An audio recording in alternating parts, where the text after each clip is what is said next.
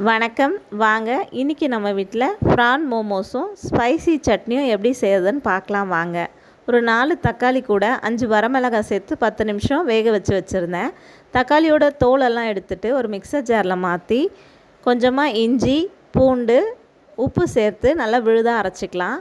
அரைச்ச விழுது கூட கொஞ்சமாக மிளகுத்தூள், 1 டீஸ்பூன் சர்க்கரை சேர்த்து ஒரு 2 நிமிஷம் கொதிக்க வச்சோம்னா நம்மளோட ஸ்பைசி சட்னி தயாராகிடும். இப்போ மோமோஸ் செய்கிறதுக்கு ப்ரானில் கொஞ்சமாக உப்பு, மஞ்சத்தூள், மிளகாத்தூள் சேர்த்து நல்லா ஃப்ரை பண்ணி எடுத்து வச்சுருக்கேன். ஒரு கடாயில் கொஞ்சம் எண்ணெய் சேர்த்துட்டு ஒரு நறுக்கிய பெரிய வெங்காயம், பொடியாக நறுக்கிய கேரட், பொடியாக நறுக்கிய பீன்ஸ், முட்டைகோஸ் சேர்த்து நல்லா வதக்கிக்கலாம். இது கூட கொஞ்சமாக மிளகாய்த்தூள், மிளகுத்தூள் சேர்த்து நல்லா கலந்துட்டோம்னா நம்மளுடைய மோமோஸ் ஃபில்லிங் தயாராகிடும்.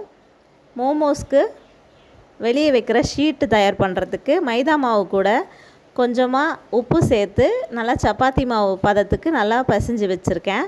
அதை நல்லா மெல்லிஸாக திரட்டிட்டு அதை சின்ன சின்ன ஷேப், நீங்கள் ஏதாவது ஒரு கட்டர் வச்சுருந்திங்கன்னா கூட நீங்கள் அதை ரவுண்ட் ஷேப்பில் கட் பண்ணி அது கூட இந்த ஃபில்லிங்கை சேர்த்து நல்லா உள்ளே வச்சு மடிச்சிட்டோம்னா நம்மளோட மோமோஸ்லாம் ரெடி ஆகிடும். இதை ஒரு 10 நிமிஷம் நம்ம இட்லி பானையில் வச்சு ஸ்டீம் பண்ண போகிறோம்.